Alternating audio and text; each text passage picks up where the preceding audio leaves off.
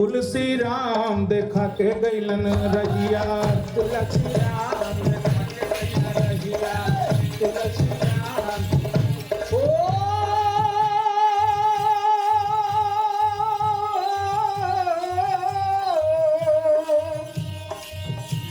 देखा के गैलन रहिया,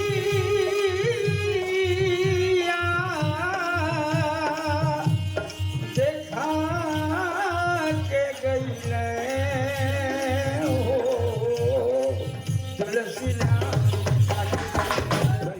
उत्तर प्रदेश के आजमगढ़ जिले में हरिऔध कला केंद्र में डॉक्टर तुलसीराम की पुण्यतिथि पर डॉक्टर तुलसीराम का साहित्य और समाज दर्शन विषय पर राष्ट्रीय परिसंवाद का आयोजन हुआ। इस कार्यक्रम की शुरुआत इप्टा आजमगढ़ के लोक कलाकारों के नृत्य और ढोलक की थाप से हुई। राष्ट्रीय परिसंवाद से पहले सभागार लोक संस्कृति के रंग में डूबा हुआ था। शिक्षक एवं लोक कवि बैजनाथ यादव गवार ने भोजपुरी गीत तुलसीराम देखा के गैलन रहिया सुनाकर आजमगढ़ की सोंधी माटी की खुशबू को मंच पर उतारा, जहां से महापंडित राहुल सांकृत्यायन, डॉक्टर तुलसीराम जैसे लेखक और चिंतक निकले। वर्तमान में भी डॉक्टर तुलसीराम के मित्र रहे प्रख्यात स्तंभ लेखक श्री विभूति नारायण राय साहित्य जगत में बड़े मुकाम पर हैं। यह लोक प्रस्तुति तुलसीराम के जीवन और समाज से जुड़े उस सच की झलक थी जिसे डॉक्टर तुलसीराम ने अपनी आत्मकथा मुर्दहिया में लिखा है। इस परिसंवाद के मुख्य वक्ता प्रसिद्ध अर्थशास्त्री एवं विचारक प्रोफेसर दीपक मलिक ने कहा कि डॉक्टर तुलसीराम विद्यार्थी जीवन में बीएचयू में हमारे अच्छे मित्र थे। तुलसीराम एक नया हिंदुस्तान बनाने के लिए उसमें बुद्ध, मार्क्स और डॉक्टर अंबेडकर की सोच के आधार पर नए समाज बनाने की रूपरेखा प्रस्तुत की। वह चाहते थे कि समाज का वंचित वर्ग मुख्य धारा में आए। प्रोफेसर मलिक ने कहा कि डॉक्टर तुलसीराम ने शुरुआती जीवन में अपार कष्ट, अपमान और सामाजिक पीड़ाओं को झेला। उनका ज्ञान सिर्फ दलित समाज के लिए ही हितकारी नहीं था, वे सभी वर्गों को सही दिशा देने में कामयाब रहे। उन्होंने मुर्दहिया जैसी आत्मकथा लिखकर सामाजिक चेतना और परिवर्तन की दिशा को तय किया। उनकी आत्मकथा मुर्दहिया दलित विमर्श का एक प्रमुख दस्तावेज है। इस देश का निर्माण हो गया है, ये एक देश है, मैं नहीं मानता हूं। ये देश निर्माण की प्रक्रिया में है।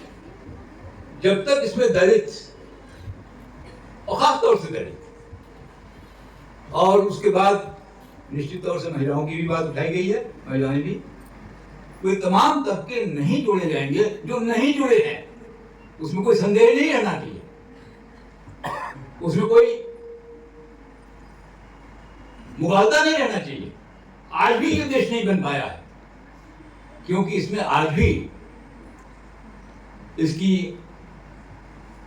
70% जनता की आवाज नहीं गूंज पाती है ठीक से, और उसको दबाकर इस जनतंत्र के बावजूद एक ऐसी सरकार भी बन जाती है जो पूरी जनता को, पूरे इतिहास को रौंद कर समाप्त कर देना चाहती है।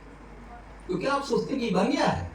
नहीं, बनने की प्रक्रिया है, और तुलसी उसके एक सिपाही थे। बाबा साहब अम्बेडकर से लेकर पेरियार के पहले फूले, और उसके बाद तमाम लोग, और खासतौर से जो वामपंथी जमात के लोग रहे हैं, इन प्रश्नों को मजबूती से बार बार उठाते रहे हैं। हमारा जनतंत्र भी अधूरा है। कौन सा प्रतिनिधित्व है आपका? एक मूक प्रतिनिधित्व है। आज हालत यह है कि आपकी पार्लियामेंट है, आपका लोकसभा है, उस लोकसभा से जो बिल पास हो रहे हैं, जो एक्ट पास हो रहे हैं, वो पूरी तरह से पूरी जनता के खिलाफ है। फिर भी आप चुप हैं, शांत हैं, बैठे हुए। मैं समझता हूं कि यहीं पर हमारे पुराने साथी तुलसी राम जी की जो उनकी आवश्यकता है, जो उनका संदर्भ है, और जिस रास्ते पे वो चले थे, उस रास्ते पे अगर हम चल पाए, अगर हम कुछ कर पाए तो ज्यादा अच्छा। कार्यक्रम के विशिष्ट अतिथि लखनऊ विश्वविद्यालय से आए हिंदी के वरिष्ठ आलोचक प्रोफेसर सूरज बहादुर थापा ने कहा कि हिंदी लेखन में पहले आत्मकथा का विशेष महत्व नहीं था, लेकिन 1980 के दशक में विमर्श की शुरुआत जब सहानुभूति बनाम स्वानुभूति से होती है, तब सबसे अधिक महत्वपूर्ण लेखन आत्मकथा को माना गया। इसमें भी अन्य दलित आत्मकथाओं की तुलना में मुर्दहिया के पाठकों का दायरा सबसे अधिक है। बाद में जब इसका दूसरा संस्करण मणिकर्णिका का आया तो उसने इस दायरे को और आगे बढ़ाया। यह सिर्फ एक व्यक्ति की कहानी नहीं, बल्कि पूरे समाज की सच्चाइयों को सामने लाने वाली रचना है। सुनिए प्रोफेसर सूरज बहादुर थापा का पूरा वक्तव्य। में जो चीज सबसे ज्यादा निशाने पर है वह है हमारी साझी विरासत, हमारी बहुआयामी सांस्कृतिक जीवन की धारा, और इस बात को कहीं ना कहीं निगेट करना है कि India offers unity in diversity.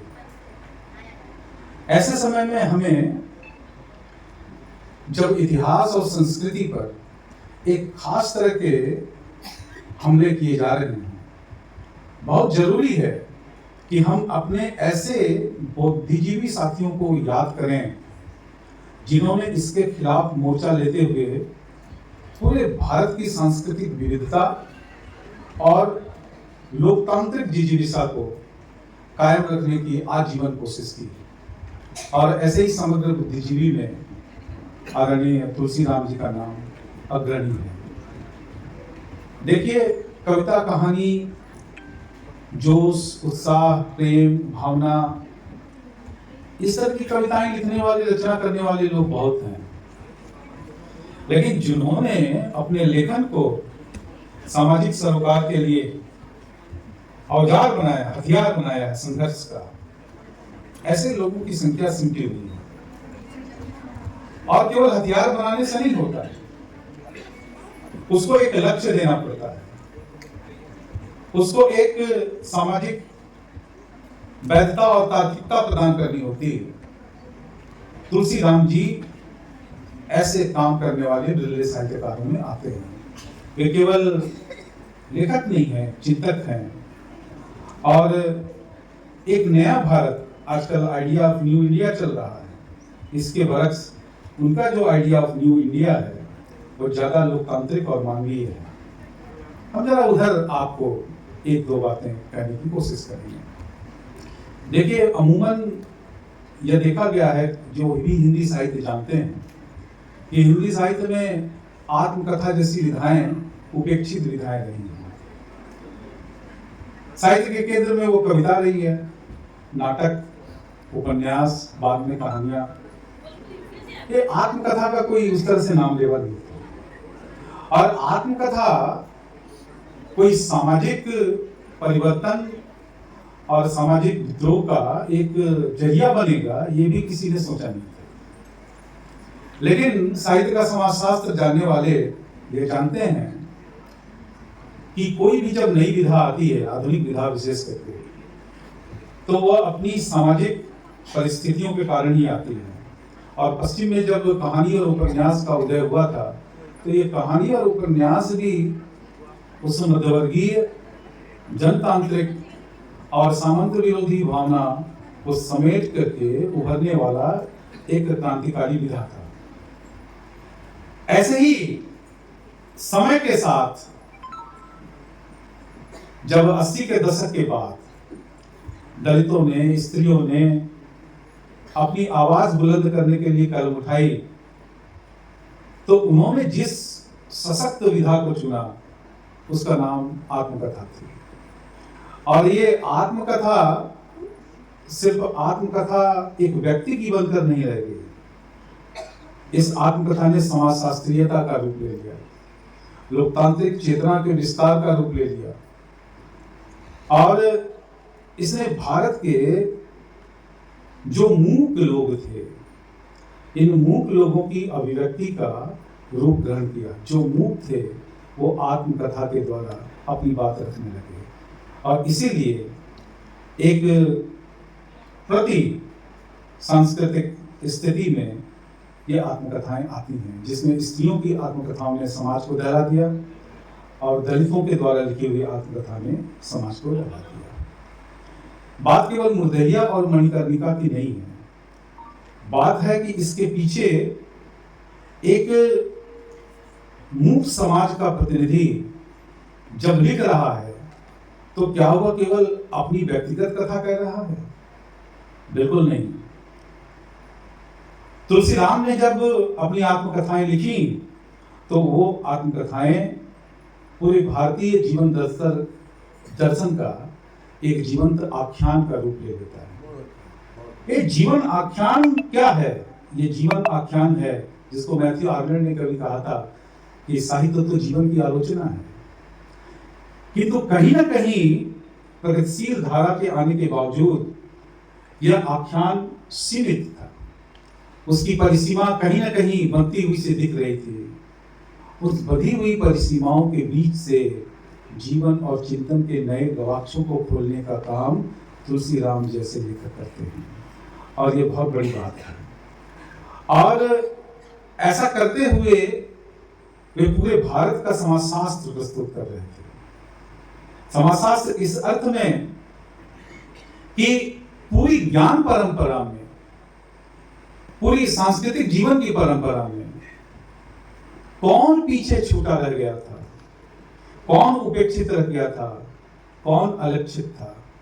अब देखिए, जब मुर्देहिया की शुरुआत होती है तो ये बड़ा दिल में कसक सी होती है कि एक बड़ा लेखक विचारक प्रोफेसर लिख रहा है कि मेरी तो जो पारिवारिक परंपरा थी वो मूर्खता की परंपरा थी, अनपढ़ता की थी। शिक्षा से वंचित किए जाने वाले वर्ग का व्यक्ति शिक्षा की शक्ति को समझता है और उसको बड़ा अफसोस होता है कि उसके साथ ही साथ न जाने कितने लाखों करोड़ों दलित परिवार के लोग शिक्षा से वंचित हैं। बाबा साहब अम्बेडकर ने जो कहा था कि शिक्षा शेरनी का दूध है, इसे तुलसीराम ही तो समझ पाए थे। और तुलसीराम ने अपनी बातों को सिर्फ आत्मकथाओं के माध्यम से नहीं, उन्होंने जो भारत अश्वघोष जैसी पत्रिका संपादित करनी शुरू की थी, उससे पता चलता है कि उनके लेखन का लक्ष्य क्या था। असल में चुनौतियां स्वीकार करते थे। बिना चुनौतियां स्वीकार किए लेखन लक्ष्य भ्रष्ट होता है। तो चुनौती क्या थी? उन्होंने उसमें एक अम्बेडकर नामा का कॉलम शुरू किया, और उस अम्बेडकर नामा में वो, जैसा कि जेएनयू के रामचंद्र हमारे जूनियर हैं, सीआईएल में हैं, उन्होंने बताया था कि वे भारत के जब जितने तरह के अखबार हो सकते थे, अंग्रेजी के, हिंदी के और अन्य भाषाओं के, उसमें दलित समाज के प्रति जो अत्याचार किया जाता था उसका वो पूरा रिकॉर्ड रखते थे और उन घटनाओं का लेखा जोखा प्रस्तुत करते थे। यह दिखाते थे कि भारत की आजादी का अर्थ कितना अधूरा है। एक बहुसंख्यक जनता जो दलित और बहुजन है, स्त्री के रूप में है, वह कितनी उपेक्षित और उत्पीड़ित है। केवल कविता कहानी लिखना साहित्य को उसके उद्देश्य तक नहीं पहुंचाता, बल्कि उस विचारधारा को, वैचारिकी को भी साहित्य की परिधि में लाना चाहिए। ऐसा अनुभव उन्होंने किया। एक तरह से वो रचनात्मक पत्रकारिता के रूप में पूरे देश की स्थिति को, यथार्थ को और आजादी के अधूरेपन को दिखाने की कोशिश कर रहे थे, और जिसमें वो सफल है। मैं देखता हूं कि तुलसीराम पर बात करते समय इस पक्ष पर कम बातें जाती हैं। धर्मवीर यादव गगन, जो इसी आजमगढ़ का युवा है, उसने जो उनकी बहुजन वैचारिकी संपादित की है, उसमें उन्होंने कोशिश की है कि उस अम्बेडकर नामा के अंशों को दिखाएं। और यहाँ बड़ी संख्या में मैं देख रहा हूं कि स्त्रियां हैं, युवा लड़कियां हैं, उनको तो जरूर पढ़ना चाहिए उस अम्बेडकर नामा को और तुलसीराम के लिखे हुए को, क्योंकि उनको इससे पता चलेगा कि समाज की जड़ताएं कहां-कहां और किस-किस रूप में हैं। अध्यक्षता करते हुए शिक्षक नेता कॉमरेड हरिमंदिर पांडेय ने कहा कि अखिल भारतीय नौजवान सभा में हम और डॉक्टर तुलसीराम एक साथ राष्ट्रीय स्तर पर कार्य किए। डॉक्टर तुलसीराम ने एक नया समाज बनाने की पहल की थी। वह एक विद्वान लेखक, चिंतक ही नहीं थे, वह एक सांस्कृतिक नायक थे। कबीर की विरासत के साथ हाशिए के समाज को शक्ति देने के लिए उन्होंने मार्क्सवादी दर्शन का रास्ता चुना। यह परिसंवाद, स्मरण डॉक्टर तुलसीराम का आयोजन, प्रगतिशील लेखक, संघ, इप्टा, इस्कफ, एटक, नौजवान सभा, भारतीय महिला सभा, AISF, लोकायन संस्कृति न्यास, प्रारंभिक शिक्षक समिति, बुद्धांकुर भीम ज्योति समिति आदि ने मिलकर किया। स्वागत वक्तव्य डॉक्टर राम नारायण राम ने किया। विषय प्रवर्तन एवं संचालन प्रगतिशील लेखक, संघ उत्तर प्रदेश के महासचिव एवं वर्तमान साहित्य के संपादक डॉक्टर संजय श्रीवास्तव ने किया। अतिथियों का परिचय भारतीय सांस्कृतिक सहयोग एवं मैत्री संघ इस्कफ के राष्ट्रीय उपाध्यक्ष जितेंद्र हरिपांडेय ने और आभार श्री B राम पूर्व जिला जज ने किया। आयोजन में विशेष रूप से PR गौतम, सरिता महेंद्र, जयप्रकाश नारायण, बालेदीन यादव, डॉक्टर इंदु श्रीवास्तव, डॉक्टर उदय भान यादव, डॉक्टर जितेंद्र नूर, राजेश यादव, हरिगेन राम, रामाझा यादव, अशोक कुमार यादव, राजनाथ राज, राम अवध यादव, श्यामा शर्मा सहित बड़ी संख्या में लोग उपस्थित थे। यह आयोजन सिर्फ एक परिसंवाद ही नहीं था। यह आयोजन डॉक्टर तुलसीराम की याद में साहित्यिक, सांस्कृतिक और वैचारिक आंदोलन को गतिमान बनाने का एक साझा प्रयास था।